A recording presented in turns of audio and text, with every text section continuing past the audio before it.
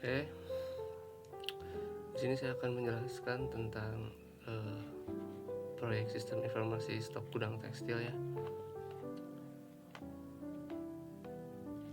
yaitu basis data gudang tekstil Indotex. Dengan deskripsi singkatnya seperti ini. Sistem informasi stok gudang ini dirancang untuk membangun perusahaan tekstil Indotex dalam mengelola dan data persediaan kain di gudang secara efisien dan terstruktur. Lalu sistem ini terdiri dari beberapa entitas inti yang berperan dan dalam mencatat seluruh aktivitas yang berhubungan dengan pengelolaan barang di gudang. Di sini saya fokusnya di gudang ya, dari data barang masuk serta keluar sampai keluar.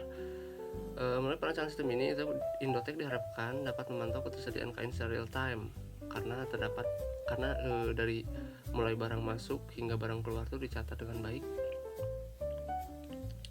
Dengan tujuan sistemnya itu mengelola informasi stok barang atau kain secara terpusat dan efisien, mencatat transaksi barang masuk dari supplier dan barang keluar ke bagian produksi, menyediakan pelacakan riwayat transaksi dan status stok terkini, lalu terakhir menjaga integritas data melalui penggunaan relasi antar tabel. Entitas yang digunakan yang pertama itu ada barang. Tabel barang ini atributnya ada kode kain, nama kain, warna, jenis bahan, ukuran, dan jumlah stok.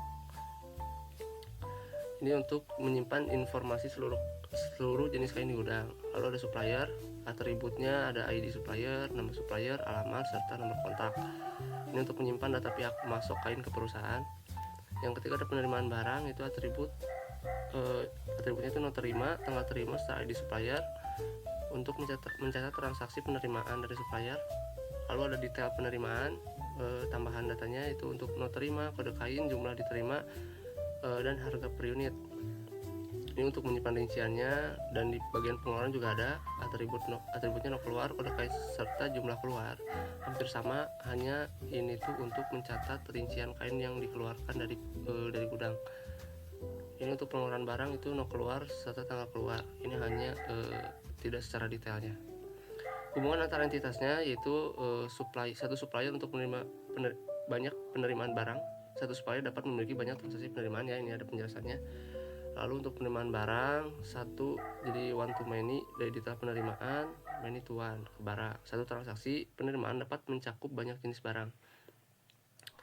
Lalu di pengeluaran barang juga sama seperti penerimaan barang, cuma di tengah-tengahnya kita kasih detail penerimaan untuk yang berfungsi untuk mencatat detail keluar serta terima secara rinci.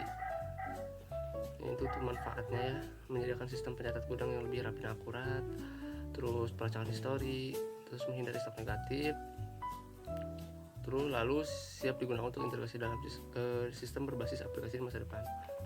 Ini untuk entity relaxation diagramnya menggunakan metode Crossfoot ya, seperti ini, hampir sama dengan penjelasan di atas. Sedangkan ini tuh menggunakan tabel dengan panah-panah antar entitasnya. Yang kedua ada chain notation. Ini tabel beserta atribut-atributnya. Penjelasan pertama itu pengeluaran barang dengan detail tuh memuat ya. Jadi detail pengeluaran tuh memuat pengeluaran barang. Lalu di barang tuh terlibat dalam detail pengeluaran. Jadi detail penerimaan juga sama terlibat. Lalu di penerimaan barang jadi memuat si penerimaan barang. Supplier itu fungsinya untuk menyuplai barangnya. Ini untuk tabel setiap tabel memiliki atribut dengan tipe data dan keterangannya masing-masing. ID supplier itu dipasang di tipe datanya char sepanjang 5 dan primary key ya, ID itu sebagai primary key. Barang juga sama, ini jumlah stok integer, cek lebih dari 0, jadi tidak boleh kosong juga akan menghindari negatif stok. Lalu ini di bagian implementasi SQL menggunakan DDL serta penjelasan setiap bagian perintah SQL. Pertama itu ada keterangan teks hijau untuk perintah SQL dan teks merah untuk penjelasan setiap perintah SQL-nya.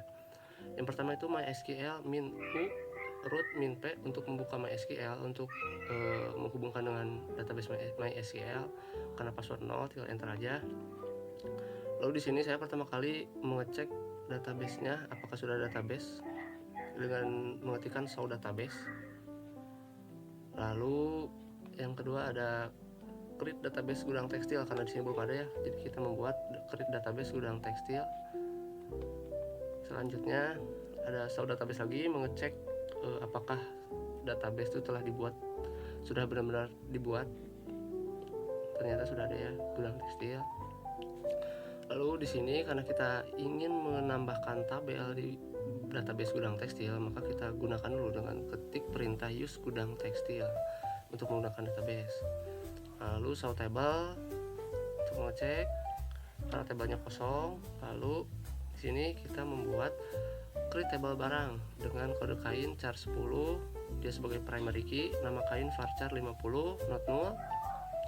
Kenapa ini nggak pakai not null? Karena otomatis primary key itu nggak boleh kosong. Lalu warna varchar 30 not null juga, jenis bahan varchar 30 not null, ukuran varchar 30 not null, jumlah stok integer not null, cek jumlah stok lebih dari kosong. Ini untuk membuat tabel barang dengan memasukkan atribut tipe data not null dan primary key-nya dengan perintah seperti ini ya untuk create table barang. Lalu show table apakah sudah ada, lalu kita lihat nih atributnya apakah benar-benar sudah sesuai dengan apa yang diinginkan. Dengan mengetikkan perintah des barang, melihat deskripsi table. Lalu ini seperti biasa create table lagi untuk supplier, perintahnya seperti ini dengan keterangannya membuat tabel supplier dengan atribut tipe data not null dan primary key-nya. Show table lagi, lalu deskripsikan, lihat dalamnya apakah sudah benar. Jika dirasa sudah benar, lanjut membuat tabel selanjutnya, itu create table penerimaan barang. Kita show table lagi, udah ada 3 table yang kita buat. Lalu untuk penerimaan barang itu dilihat rinciannya apakah sudah benar. Kenapa ini mul? Karena dari tabel penerimaan barang tuh si ID supplier tuh menjadi multi ya, atau foreign key-nya. Ini juga sama. Jadi saya tuh setelah create table, saya cek tabelnya sudah ada apa belum, lalu mendeskripsikan, melihat apakah atribut yang saya buat tuh udah benar apa belum. Ini sama, create table lagi, show table. Ini untuk membuat detail penerimaan. Lanjut membuat create table data pengeluaran. Show table lagi, ternyata sudah ada semuanya. Nah, sekian untuk membuat database dengan perintah tugas yang di atas. Sekian, terima kasih.